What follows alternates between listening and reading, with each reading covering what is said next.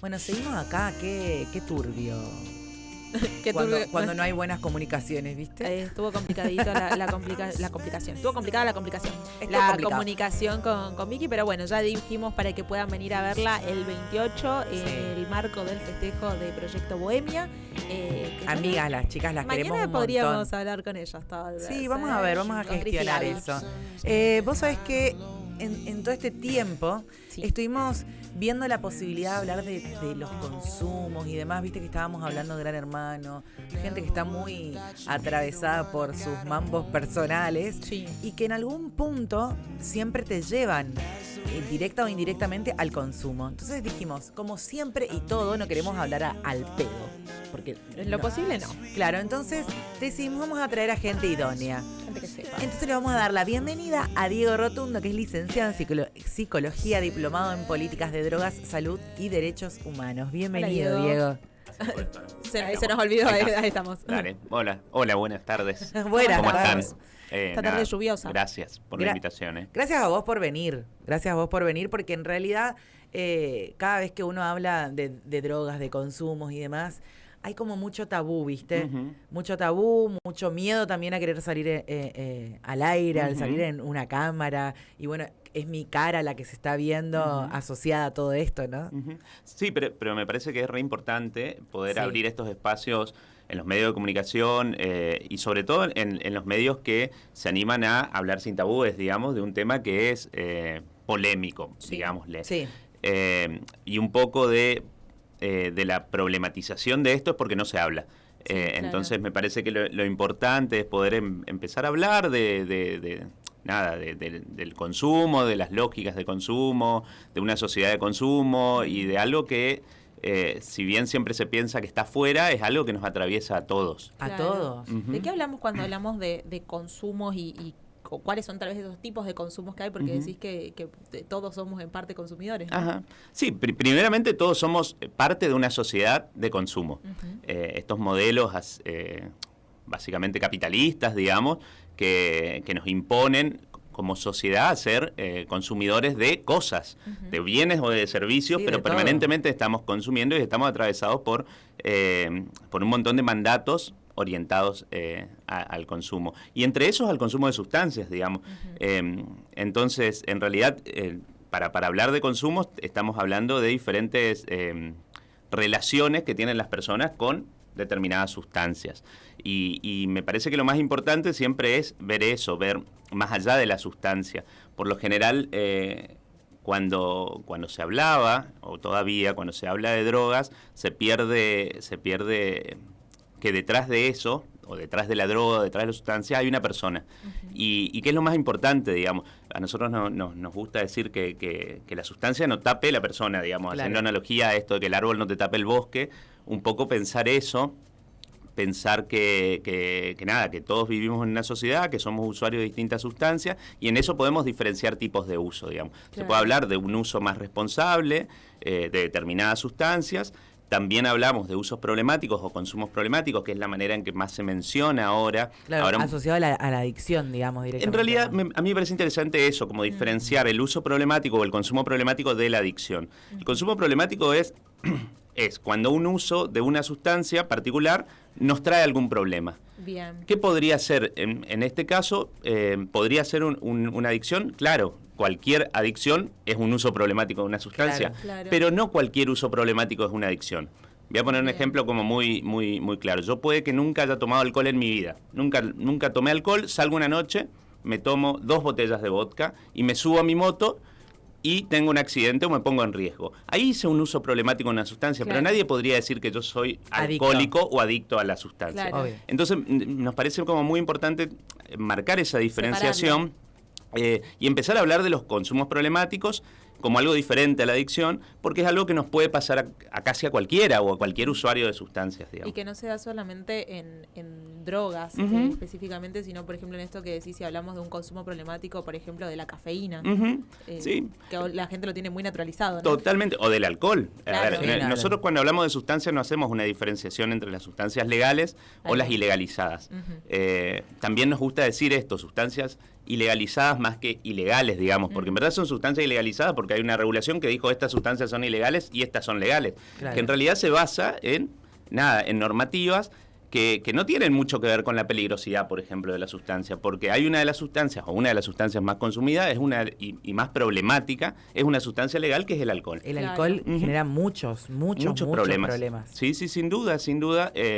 Y bueno, y ahí tenemos que poner en discusión también esto de los consumos de sustancias legales. Vos hablaste de la cafeína, también la cafeína. ¿Por qué la cafeína? A mí me gusta traer el tema de la cafeína, tal vez no tan asociado al café, pero claro, sí, por ejemplo, a las sustancias energizantes que tienen altísimos niveles de cafeína. Claro, o sea, yo le meto un vodka con speed y le estoy... Claro, bueno, ahí es muy interesante para hablar de, bueno, qué es lo que queremos hacer cuando mezclamos dos tipos de sustancias que son que el alcohol, un depresivo, y un estimulante que levanta, y hay combinaciones, y por eso es tan importante poder hablar de drogas, porque también al ser un tema que no se quiere hablar o que no se puede o que hay muchos tabúes para hablarlo, la información llega mal y algunas prácticas con sustancias terminan siendo mucho más peligrosas de lo que son por sí, digamos. En ese marco se establece desde normativas, pero hay como mucha resistencia también a hablar de esto, modelos de abordaje más basados en la reducción de riesgos y daños, dejando no solamente hablando de la abstención de la sustancia, que es como el modelo que sigue imperando, esto de, bueno, no consumir sustancias, y empezar a pensar que hay un universo de usuarios que están en riesgo también porque no les podemos transmitir las medidas de cuidado para minimizar en lo posible los riesgos que están asociados al consumo de determinadas sustancias, tanto de sustancias legales como el alcohol, de la que va a ser mucho más fácil hablar, que de las sustancias ilegalizadas. Pero también se puede plantear modelos de reducción en sustancias ilegalizadas. Hay uno que se escucha mucho y que es muy común, que es no mezclar. Si alguien va a una fiesta electrónica y decide ser usuario de éxtasis, está como muy... normalizado decir, bueno, que no lo mezcle con alcohol. Claro. Eso es una práctica de cuidado. Yo ahí desconozco totalmente, es un terreno, en este caso del éxtasis y demás, desconozco totalmente no solo lo que genera, sino la manera de consumirlo también. Ponele que esto está muy bien planteado. ¿Por qué? Porque ponele que yo, no sé, me voy a una fiesta electrónica y me dan de repente éxtasis y yo en mi vida normal...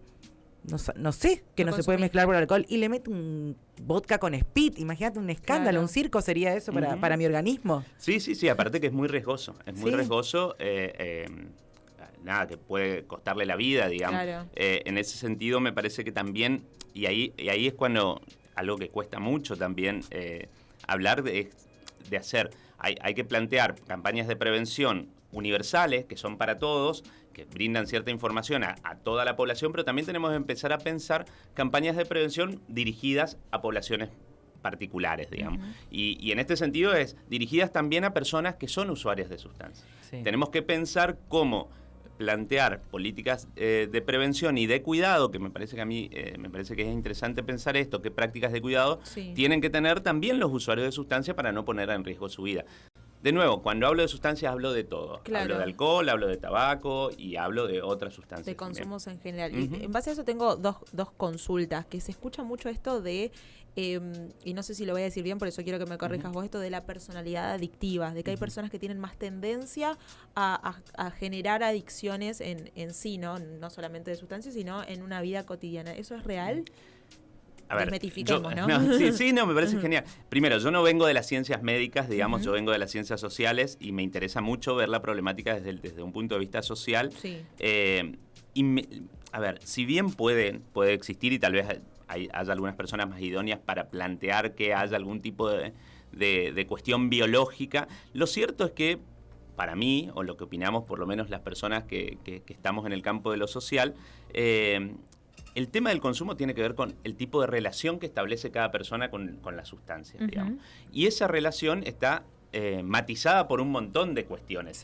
Ya no es solo una persona que consume una sustancia, no es una cuestión lineal, digamos, sino es una persona que tiene una historia, a la que le pasan cosas, que vive en un contexto, en una sociedad determinada, en un modelo macroeconómico mucho más grande, que está atravesada por una época. No es lo mismo los consumos hoy que hace 20 años. Claro. Entonces también las épocas configuran los modos de relacionarnos con las sustancias. Y también hay que analizar las circunstancias, no es lo mismo. Yo no voy a caer nunca en valoraciones de lo que está bien o está mal. Por lo general no hablo de bien y mal. Pero no es lo mismo que una persona tome una copa de vino, una lata de cerveza, en un contexto de una cena o de una fiesta, que si lo hace antes de entrar a su trabajo. Todos los digamos. días. La circunstancia también va a condicionar el tipo de relación que estamos estableciendo. Además, entonces, me parece que cuando vemos el tema de los consumos, ya no tenemos que pensar tanto, bueno, esta persona tiene una personalidad adictiva, sino ver un abanico de cuestiones que atraviesan a esta persona que está estableciendo tal vez una relación problemática con determinada sustancia. Porque aparte me parece que eso te etiqueta también, ¿no? Porque si no una persona ya dice, no, porque yo tengo una personalidad adictiva y es como, tal vez es más difícil trabajarlo, ¿no? Y bueno, y por eso también nos fuimos corriendo de esta idea de adicción. Bien. Antes hablaba solo de adicciones o de adictos. Y un poco quedaba la persona atrapada en esta cuestión del adicto, el exadicto, claro. yo soy adicto, soy un adicto recuperado. O esto que dicen un día a la vez también. Claro, a nosotros nos gusta hablar mucho de consumo problemático por eso también, digamos, porque una persona no puede subjetivamente ser un consumo problemático. Si no podemos decir, una persona está atravesando un consumo problemático, que es un momento de su vida, una circunstancia, un montón de factores que influyen en eso. Entonces nos gusta hablar mucho más de consumo problemático de sustancia que de adicciones, si bien la adicción es una instancia que se puede producir, pero en mucho menor grado a nivel estadístico. A ver, si yo hiciera como una estadística acá de las personas que estamos acá, estamos en el horno. No, bueno, pero planteemos con sustancias legales, diría, bueno, ¿cuántos de nosotros consumimos alcohol? Posiblemente el 90%, 98%, sí, aquel lado, diríamos consumimos alcohol. Bueno, ¿cuántos de Paulo nosotros? no consume alcohol. Bueno, por eso ahí está el 10%. Hay un punto que, bueno, de ese universo de usuarios de una sustancia peligrosa, digamos, ¿cuántos hemos tenido un consumo problemático? Y ahí alguno dirá, bueno, sí, yo alguna vez tuve algún episodio en el que pero ya la brecha se va a achicar un poco. No todos tuvimos un consumo problemático de una sustancia. Sí. Y ahí diría, bueno, ¿cuántos de nosotros somos alcohólicos o dependemos del alcohol? Claro. Y ahí la brecha se achica más. Obvio. No estoy diciendo que esta brecha de acá, de la de arriba, no sea importante y que no haya que trabajarla. Obvio que hay que desarrollar un montón de políticas para trabajar las adicciones. Pero a la vez también tenemos que generar políticas para trabajar el uso problemático de las sustancias y para brindar información para que los usos responsables, si quieren llamarle, no se conviertan en problemáticos. Claro, para dejarlo en claro, y que aquí tengo dos personas que me están explicando muy bien, el consumo problemático se da cuando el consumo que tengo de lo que sea, hablando de sustancias o no, genera que yo me ponga en riesgo en algún momento. O pongas riesgo a terceros también. también. O que tengas que generes algún problema con ese consumo, que te genere algún problema en tu vida o en la vida de otro. Sí, sí. Y hay algo muy importante que es, está bien, tenemos estas cuestiones de personas que tienen un problema de adicción, donde ya está atravesado toda su vida social, personal, por esta adicción. Pero en el caso de consumos problemáticos, en las adicciones enseguida uno puede llegar a detectar, no siempre, pero se puede llegar a detectar porque hay una dependencia permanente. Pero cuando no lo es y es solamente consumo problemático, ¿cómo podemos hacer para detectar desde el otro lado? Decir, mira, acá hay un consumo problemático. Atención. Claro, ¿cómo podemos hacer para prestar más atención y poder por ahí quizás, no sé, a nosotros o quien está escuchando del otro lado, dar una mano y ayudar a quien está teniendo un consumo problemático y decir, acá estoy detectando que por acá no va la mano. Se está subiendo al auto y está re en pedo, por ejemplo. Así es simple. Sí. Ni siquiera estamos hablando de las drogas ilegalizadas. Pero, ¿cómo podemos detectarlo? Mira, a mí pasa mucho cuando, sobre todo, por ejemplo, y no es para estigmatizar a la escuela, pero pasa mucho cuando uno va a trabajar a la escuela que te dice, bueno, decime cuáles son los tips para que yo detecte si está consumiendo o no consumiendo sustancias, tal o cual. Sobre todo porque hay también una mirada hacia las juventudes como muy estigmatizante en cuanto a los usos de sustancias. A mí no me interesa ser investigador, digamos. O no me interesa fomentar que uno tenga que andar investigando, a ver. Me parece que la manera es hablando, es preguntando, es sentarte a conectarte con el otro, digamos. Sí. Si vos ves que el otro está haciendo un uso problemático y es tu amigo, es sentarte a decir, che, mirá, te estás poniendo en riesgo, estás poniendo en riesgo a otro, ¿qué está pasando? ¿Qué pasa en tu vida? ¿Cómo te...? O nada, me siento y te escucho. Me parece que va por ese lado, que era lo que decía hoy. esto de animarnos a hablar. Animarnos a hablar, los que somos padres, con nuestros hijos sobre sus consumos, animarnos a hablar con nuestros amigos, animarlos a que las cosas se hablen y sobre todo escuchar. Escuchar a los usuarios de sustancias. Hay también esta idea, y en esto sí me gusta como poner en crisis el mito, como que la persona que consume solo puede hablar de su consumo, solo piensa en drogas o solo le pasa que se droga, digamos. En verdad el usuario de sustancia tiene muchas cosas para decir. Es un drogadicto. Claro, no habla él, habla de la droga. Ahí de nuevo, la sustancia nos está tapando a la persona, digamos. Es una persona a la que le pasan cosas y a la que tiene para decir un montón de cosas. Entonces también es esto, de sentarnos a escuchar más allá del uso o de la relación problemática que está teniendo con la sustancia. Entonces, yo te diría cómo, y es hablando con el otro, hablando con mi amigo, mi hijo, mi compañero de laburo, y pudiendo empezar a pensar de qué manera podemos de manera colectiva acompañar a las personas que están teniendo una relación problemática con la sustancia. Sí, acá ya capaz me meto en algo mucho más profundo, pero por ahí la sustancia viene a no dejar hablar, ¿no? Sí, a ver, muchas veces, y no lo digo siempre porque... o a callar ciertas cosas. Sí, o a transitar. A mí me parece que esto, y a ver, y de nuevo, para no estigmatizar al usuario de sustancia. En la generalidad. En la generalidad. Muchas veces... a ver, voy a poner alguna situación medio cliché así. Pero bueno, estamos con un desengaño amoroso y nos ponemos a tomar alcohol para transitar ese momento doloroso, digamos. Y anestesiarlo. Un día muy estresante y bueno, llegó el viernes a la noche y me senté y tomé una botella de vino. A ver, la sustancia tiene un fin también en esta relación, no es algo que... Y ahí vamos a seguir desmitificando. Está esta idea como que la sustancia viene y te toma, y se le da como una cualidad hasta superpoderosa, no sé, demoníaca, digamos. En realidad la sustancia está ahí, es un objeto en el mundo y uno establece una relación en relación a cómo está también, digamos. Entonces, muchas veces sí, funciona como anestésico de la angustia, como una manera de transitar una vida, y ahí sí me parece que para pensar en esto de los consumos problemáticos tenemos que pensar más allá de solo de esto que les decía, de la sustancia y su relación, sino qué tipo de sociedades estamos generando que hacen que necesitemos de la sustancia para vivirla, digamos. Porque todos, hasta algún punto, estamos haciendo un uso de la sustancia para poder transitar una vida. Y ahí vuelvo a lo del modelo capitalista, neoliberal, que nos impone muchísimos mandatos, trabajar todo el día, vivir situaciones de estrés permanentes, no dar a la talla de, ustedes hablan de Gran Hermano, bueno, estos estereotipos que se forman de cómo debo ser, de cómo me tengo que ver. Claro, y si no estoy, no existo de alguna manera. Si no estoy en las redes, no existo. Si no me aceptan en determinados círculos sociales, no existo. O sea, es una sociedad heavy para transitar. Y bueno, y cada uno va encontrando la manera de transitarla. Y muchas veces la sustancia viene ahí a ser un modo. Y me parece que eso hay que cuestionar, este tipo de sociedades que nos imponen tanto y que ponen como el imperativo de la felicidad, digamos, esto también lo podemos analizar. Yo creo que se deben vender más libros de autoayuda que otro tipo de literatura que nos haga reflexionar. Y eso también es un mensaje, digamos. En este sentido del imperativo de la felicidad. No podés estar mal. Y si estás mal, no, ponete bien. Bueno, no lo hablábamos podés estar hace unos días de lo que es el optimismo tóxico, por ejemplo. Claro. Y esta necesidad de que lo único que necesitas en la vida es ser feliz todo el tiempo y la presión que eso implica. Bueno, ¿no? a ver, en un sentido lógico yo les diría, ¿es posible ser feliz todo el tiempo? ¿Es sano ser feliz todo el tiempo? Y bueno, la sustancia...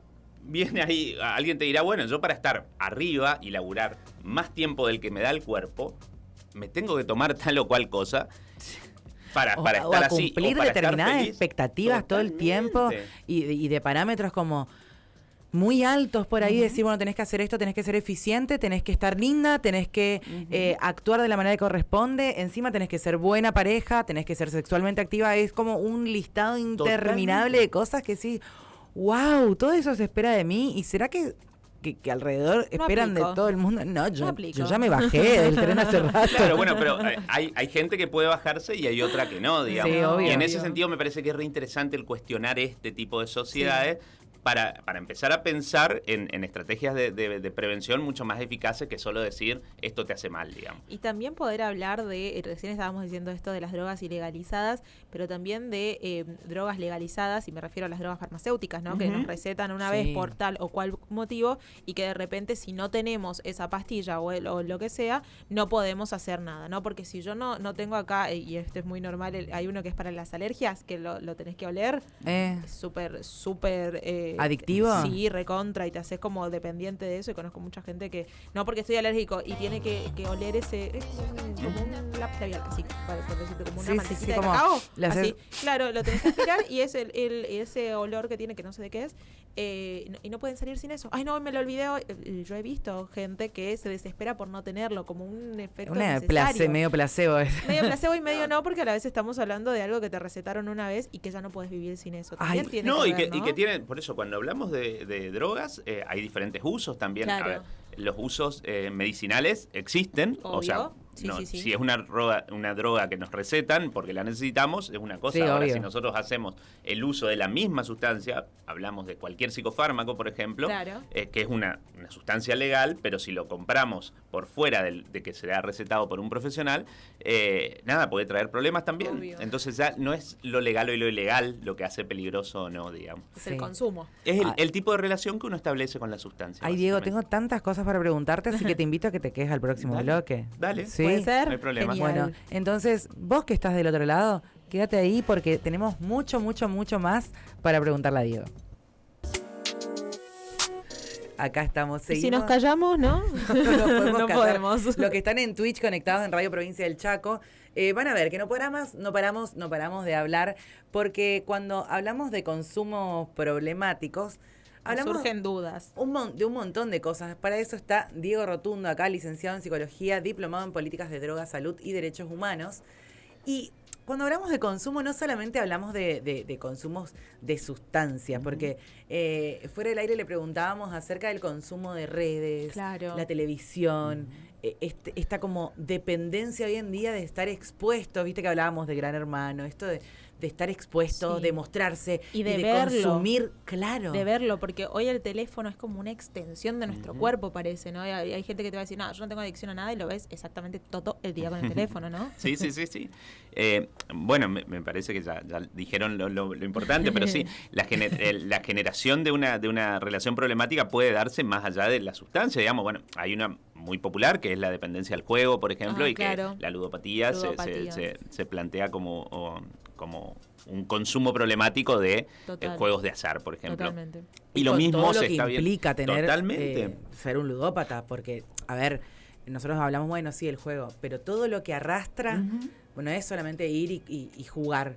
Es No, todo totalmente. lo que arrastra, y más hoy en día económicamente, lo que significa incluso para una familia o para alguien independiente, lo que sea, que haya un ludópata dentro de la familia. No, y a ver, y hoy, y esto también tiene que ver con las épocas, como le decía, y hoy con esto de las redes y con el juego en red y con que podés todo. jugar en un casino en Las Vegas desde tu casa, Sí. también genera mayor problemática en aquellos que produzcan este tipo de relación problemática con, por ejemplo, el juego o con la tecnología. Si bien yo no soy un experto en consumo de tecnología, digamos, y se nota porque mis redes son bastante pobres, pero lo cierto es que se generan relaciones de dependencia a objetos, y ahí de nuevo a objetos, a hábitos, y ahí me parece interesante. Y con esto yo tampoco, como no pretendo estigmatizar el uso de las sustancias, tampoco el uso de la tecnología. Claro. Es algo que sucede hoy es algo necesario, es algo que nos atraviesa y que de hecho a las nuevas generaciones las configura desde la subjetividad absoluta, desde que crecen y nacen con la tecnología, digamos. Entonces no podemos hablarlo tan livianamente como diciendo, bueno, pero si tu hijo está más de 2 horas viendo el celular, es adicto a la tecnología. No, bueno, no es lo mismo yo de 40 y pico de años en el uso que hago de la tecnología que un niño. A ver, sí hay que mediatizar, sí hay que poner palabra ahí, hay que hablar, el adulto tiene que estar, pero obviamente que no podemos comparar los usos. En ese sentido, igual me parece interesante plantear esto, que les decía en un comienzo, cómo las problemáticas de consumo responden a algo mucho más grande, porque entonces yo diría, si el problema, como lo dice mucha gente, son las drogas nomás, ¿qué pasaría si mágicamente, por la razón que quieran, desaparecieran todas las drogas del mundo. Claro. ¿Se terminaría el problema? No, yo creo que no. Y aparecerían otras cosas que vienen a ayudarnos a vivir este tipo de vida que se nos propone hoy, digamos. Claro, un ejemplo, no sé si es ejemplo, pero al caso capaz, es Maradona. Maradona le sacaron las drogas. ¿Pero qué pasó? Trasladó esta cuestión de consumo problemático al alcohol. Le sacaron, o intentaron sacar el alcohol, lo trasladó a la comida.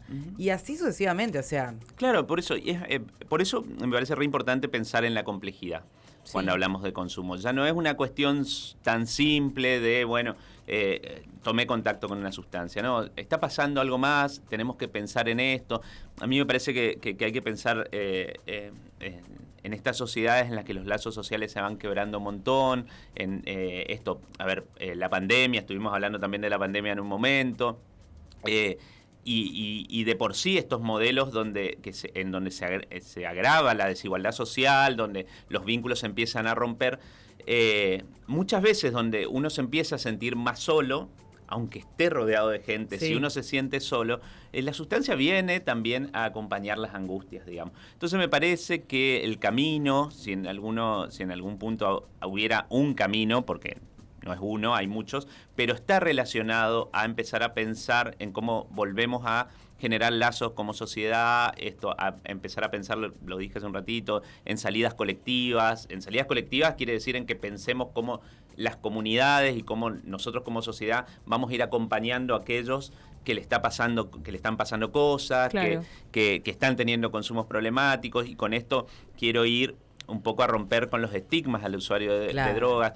Si seguimos viendo al usuario de drogas como una persona peligrosa o una persona mala, obviamente que esta persona va a tener menos posibilidades de acceder, por ejemplo, a un tratamiento, o, por ejemplo, a poder contarte, che, mira, me está pasando esto. Entonces, tenemos que, de alguna manera, empezar a hablar de consumos, horizontalizar esta idea de que puede pasarnos a cualquiera, y de hecho todos somos un poco usuarios de algo, y poder trabajar desde otro lado con el otro. Me parece que la salida es comunitaria, la salida es colectiva, y que va más allá de la droga o la sustancia. Claro, y hablando de eso también me quiero meter un poco, ya que decís esto de acompañar este trabajo social, un poco el trabajo que hacen en Cedronar.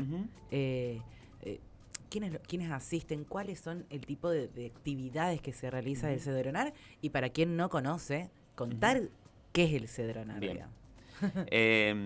Bueno, Cedronar de por sí es una Secretaría de Estado, digamos, que es la Secretaría que coordina políticas de drogas a nivel nacional.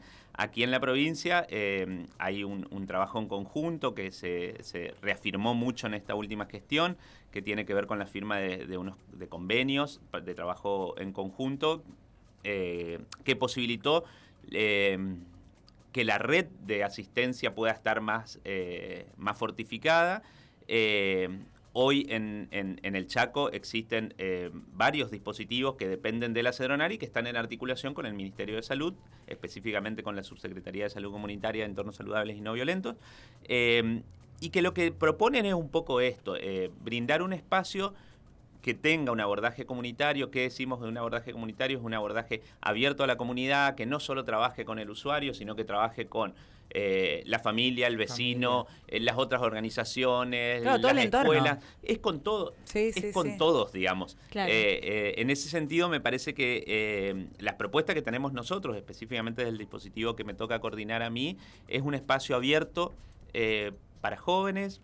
Nuestra población es mayormente jóvenes, a los que van a encontrar a otros, básicamente. Si bien hay un abordaje a encontrarse con otros, digamos, con otros adultos que los escuchan, porque es importante el rol de adulto, pero también con pares que también tienen estrategias de cuidado. A mí me parece muy interesante en este sentido, y creo que lo dije, pero por lo general se piensan campañas de prevención o algunas estrategias de asistencia para las juventudes sin consultarle a las juventudes. Entonces tenés tipo de 50, 40 años diciendo, para prevenir tenemos que hacer esto y aquello. Claro. Y en realidad deberíamos de preguntar a los pibes qué es lo que les está pasando, cuáles son sus hábitos de consumo y cuáles son sus estrategias de cuidado. Esto que decías también que es interesante eso. De escuchar, de escuchar y de hablar, de qué importante es que es poner en palabra lo que le pasa al otro, que el otro pueda poner en palabra, brindar ese lugar de escucha para ser más efectivo. Totalmente, y para que esa persona sea partícipe de su tratamiento. Y esto que decís también de correr el adultocentrismo, ¿no? Totalmente. Y no tratar a los jóvenes, a las jóvenes, a los niños, a las infancias, que justo lo decíamos también hace unos días, no tratarlos de tontos, ¿no? No tratarlos de ingenuos cuando por ahí tienen herramientas y tienen necesidades y no las estamos viendo, ¿no? Es re interesante. Los jóvenes tienen estrategias re interesantes de cuidado.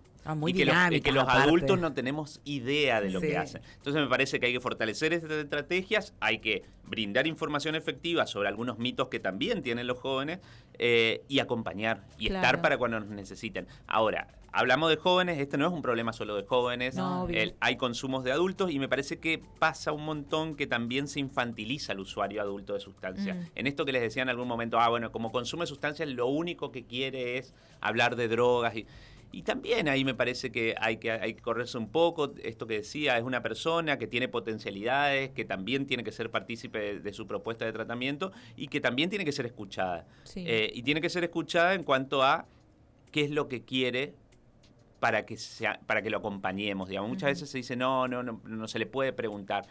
Bueno, habrá situaciones particulares de cosas que no se les puedan consultar porque esté en una dependencia, pero hay otras que sí. Y es muy importante poder trabajar desde lo que al otro le pasa, digamos, y lo que el otro tiene para decir y desde la potencialidad que uno tiene como persona. No tenemos que perder eso de vista, no tenemos que perder de vista que el otro es un ser humano que tiene un montón de cosas buenas, que le pasan un montón de cosas y que seguramente tiene estrategias o quiere estrategias para cuidarse, más allá de si decide o no seguir usando sustancias. Y en esto me pongo polémico.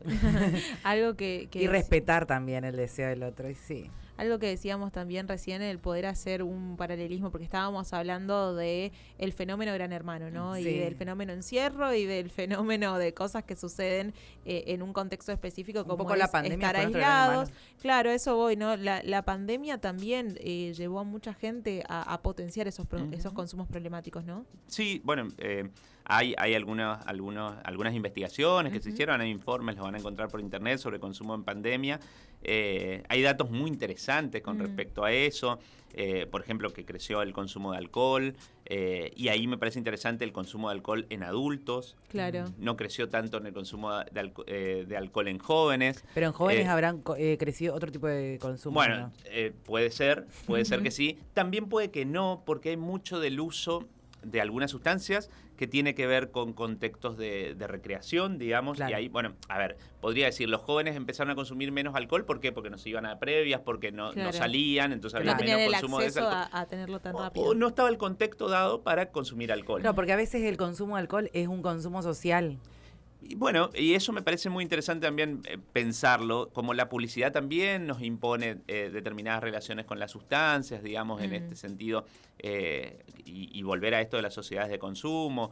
Las propagandas de alcohol por lo general están orientadas a jóvenes, pensemos en cualquier propaganda de cerveza. Es una fiesta. Es una fiesta, por lo general también son tienen poca perspectiva de género, porque por lo general es un muchacho no tan agraciado que empieza a tomar y después está con 4 o 5 chicas festejando y demás. Que lo hace lindo el alcohol y que aparentemente, bueno, hay un eslogan que ahorita no se usa más de una cerveza, que era el sabor del encuentro, digamos, que condicionaba que el encuentro tenía que estar atravesado por el alcohol.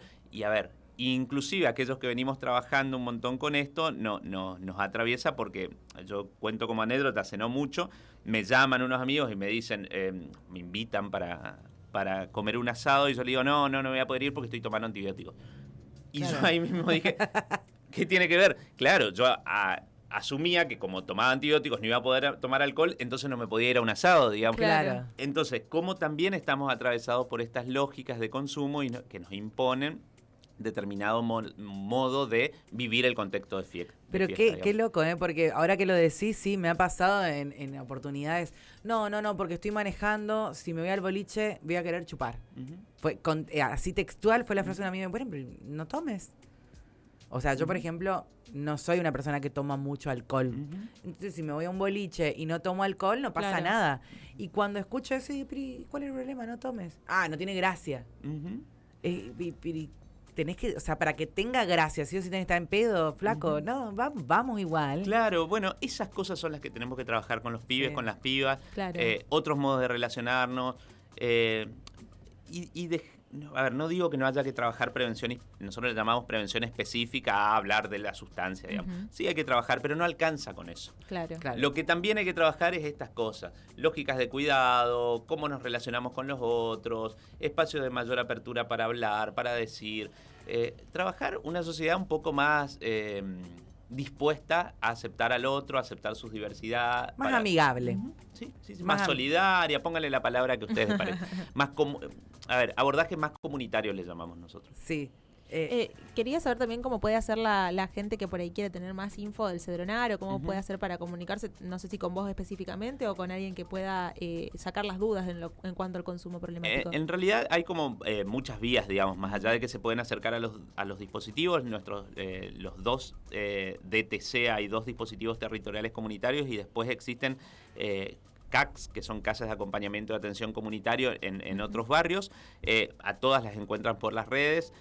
Así todo, el Ministerio de Salud ha formulado un recursero de instituciones donde figuramos todos, también la red Cedronar, porque estamos en la firma de un convenio, ya se firmó un convenio de participación conjunta entre provincia y nación y algunos municipios. En mi caso, con el municipio de Fontana es hace un montón este acuerdo. Se contactan a través de las redes, se acercan al dispositivo. Todos los accesos. Por todos los accesos más naturales. Sí. En verdad son espacios abiertos a la comunidad para asistir, para alguna cuestión específica de asistencia, pero también para recibir información, asesoramiento sobre cuáles son las otras alternativas. El Ministerio de Salud también tiene dispositivos que trabajan la problemática de consumo. Desde la Dirección de Salud Mental se fortaleció mucho. Y bueno, nada, me parece que es ir preguntando, ir hablando, ir animándose a que si alguien tiene alguna duda o alguna pregunta con respecto, inclusive hacia sus propios consumos, que pueda acercarse sin tapujos a plantearla. Por lo menos en lo que son nuestros dispositivos, somos dispositivos que no prejuzgamos, que no estigmatizamos y que estamos abiertos a escuchar y a buscar alternativas. Sí, ayudar sobre todo. Claro. Ayudar porque está bueno esto que decís, sus propios consumos, pero quizá cuando alguien dentro de tu vínculo cercano, sea familia, amigos, pareja, además, tiene un consumo problemático, es muy difícil estar como espectador del consumo problemático. Y uno no sabe qué hacer, ¿viste? Decís, ¿cómo hago? ¿Cómo ayudo? Y no llegas a entender qué está sucediendo. Entonces está bueno acercarse y buscar ayuda, porque es una gran herramienta el informarse. Uno desconoce muchas cosas y el informarse realmente se transforma en un aliado a la hora de convivir con alguien con consumo problemático. Sí, y además estamos atravesados por mucha mala información. Claro, por eso. Entonces, informarse es tu mejor aliado Totalmente. Siempre. Y hablar. Vincularse con otros. Para mí el camino va por ahí, fortalecer lazos sociales, tener contacto con otros, no quedarnos solos. Y por eso es tan importante que las instituciones también no dejen sola a las personas. A ver, antes pasaba un montón, hoy tal vez no tanto, pero seguramente en algunas ocasiones sí, que en una escuela se enteraban que había un usuario de sustancia y la sanción era expulsarlo. Todo lo contrario, digamos. Cuando una persona está atravesando un consumo de sustancia es cuando más la tenemos que acompañar, tiene que estar ahí, aparte de que es su derecho estar en la escuela. Claro. En la escuela no solo aprendemos, digamos, en la escuela hacemos amigos, en la escuela nos enamoramos, en la escuela nos pasan un montón de cosas y es re importante que puedan estar ahí los pibes, las pibas, y lo mismo pasa con los ámbitos laborales, digamos, poder acompañar, poder analizar cuál es la situación, pero después acompañar, no dejar solo. Claro, cualquier situación. Ahora estamos hablando de consumo, pero bueno, cualquier situación de consumo, si queremos decir, se va a agravar mientras más solo estemos. Sí. Bueno, muchísimas gracias, Diego, por visitarnos, por informarnos un montón, porque realmente nos parece re importante hablar de todos estos temas que muchas veces tenemos miedo de hablar, de decir, ahí no lo decimos, no lo decimos, lo hablamos, no lo hablamos, y es muy importante hablar, así que muchas gracias por brindarnos tu tiempo y todo lo que sabes. Gracias. Y todo lo que haces comunitariamente. No, gracias a ustedes, gracias a ustedes. De verdad yo pienso que es re importante poder ocupar estos espacios con un discurso distinto a los discursos que estamos acostumbrados a escuchar también con respecto a las drogas. Así que nada, gracias y perdón si dije algo que no tenía que decir. No, acá hablamos sin tabúes. Bueno, muchas gracias, Diego Rotundo.